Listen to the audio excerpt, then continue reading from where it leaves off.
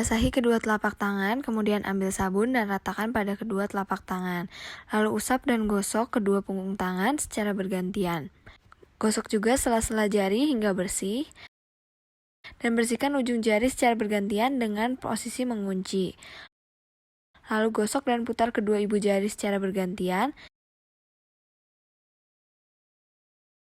Letakkan ujung jari ke telapak tangan, kemudian gosok perlahan. Kemudian bersihkan menggunakan air mengalir hingga tidak tersisa sabun. Langkah pemasangan APD diawali dengan baju dan alat-alat yang sudah disiapkan, kemudian operator sudah memakai surgical scrub. Operator masuk ruang ganti bersih dan melepas alas kaki. Kemudian mencuci tangan sesuai dengan anjuran WHO dengan menggunakan hand sanitizer. Gunakan hazmat. Kemudian lakukan langkah cuci tangan sesuai dengan anjuran WHO menggunakan hand sanitizer. Lalu gunakan masker N95 yang berwarna putih. Selanjutnya gunakan masker medis dan juga gunakan kacamata atau goggles. Gunakan head cap.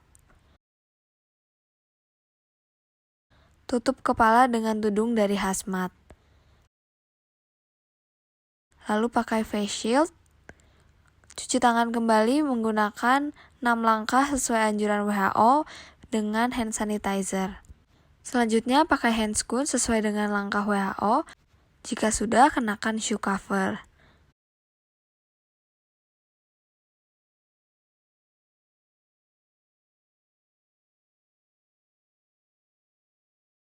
Cuci tangan kembali sesuai dengan anjuran WHO. Kemudian pakai handscoon kedua sesuai dengan langkah WHO.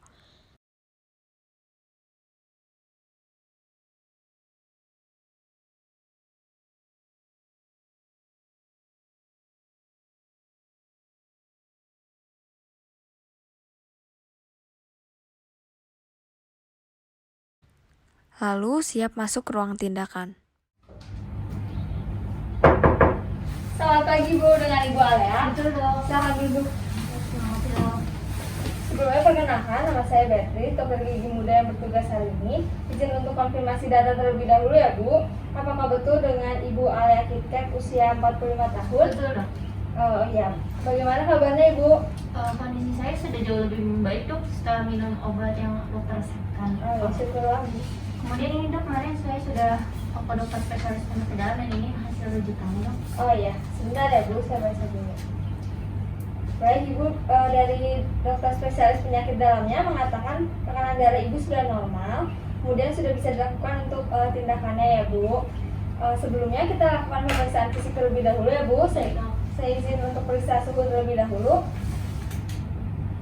Suhunya normal ya Bu, 37 derajat Celcius. Selanjutnya saya akan lakukan pemeriksaan tekanan darah Ibu.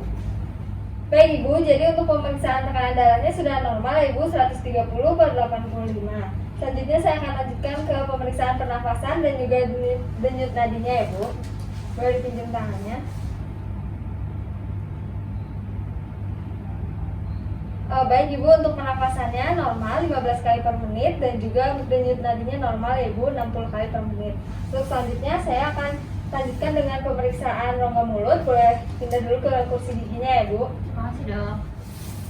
Baik Ibu, boleh duduk di kursi giginya. Baik dok. Saya izin lakukan pemeriksaan ekstra oral terlebih dahulu ya Bu.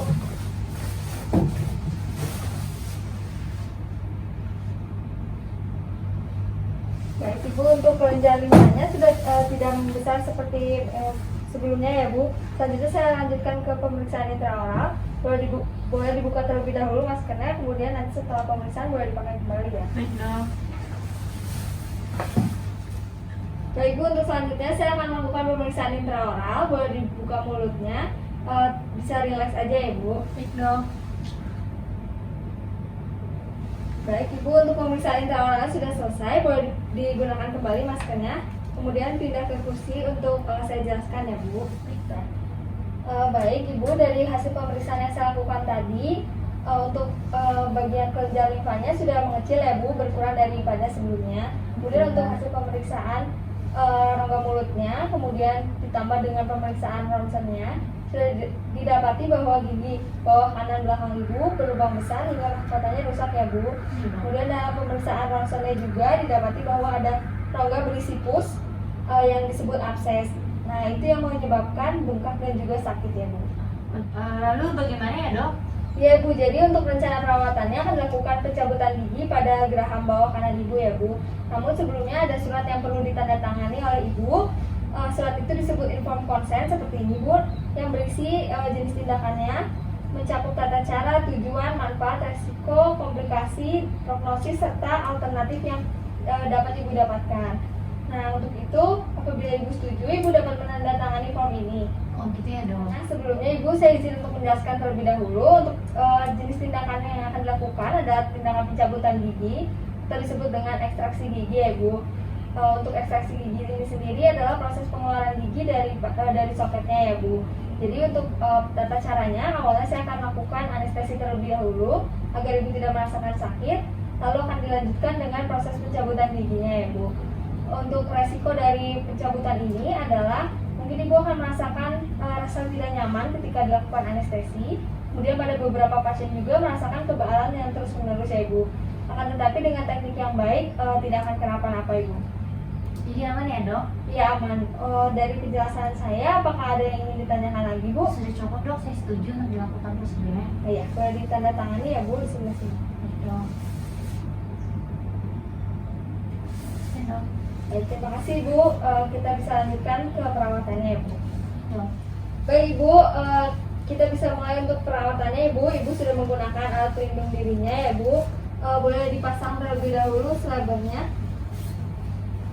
Sebelum dimulai, ibu juga bisa berkumur untuk larutan betadine selama 1 menit, kemudian dibuang, lalu jangan dibilas lagi ya bu. Baik, bisa kita mulai ya bu untuk perawatannya. Ibu bisa relax saja, kemudian boleh dibuka mulutnya.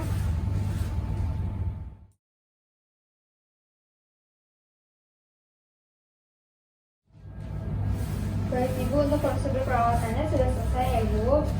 Bisa kembali ke kursi untuk saya jelaskan ya bu. Baik ibu, untuk perawatannya sudah selesai ya bu. Untuk selanjutnya ada kapas atau tampon di dalam mulut ibu. Tolong jangan dikeluarkan selama 30 menit ya bu. Kemudian jangan juga dimainkan dengan lidah atau disentuh menggunakan tangan ya bu. Saya berikan tampon tambahan untuk diganti apabila perlu.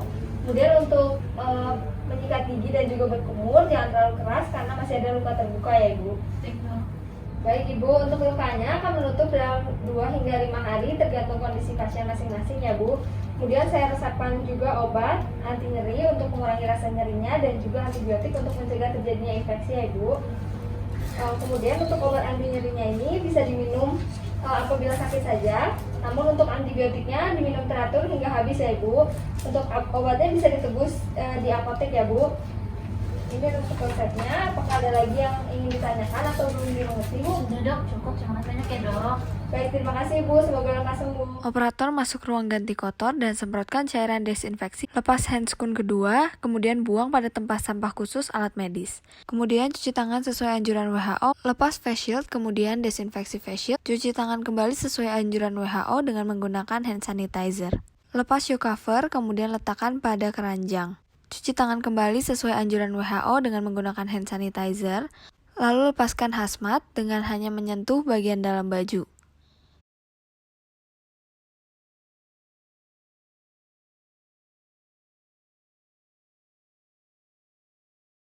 Cuci tangan kembali sesuai anjuran WHO dengan menggunakan hand sanitizer. Lalu lepaskan head cover. Buang head cover pada tempat sampah khusus alat medis. Lepaskan goggle kemudian desinfeksi. Setelah itu lepas masker N95 dan juga lepaskan masker medisnya. Dan lepas handscoon pertama. Cuci tangan kembali sesuai anjuran WHO. Basahi kedua telapak tangan, kemudian ambil sabun dan ratakan pada kedua telapak tangan. Lalu usap dan gosok kedua punggung tangan secara bergantian.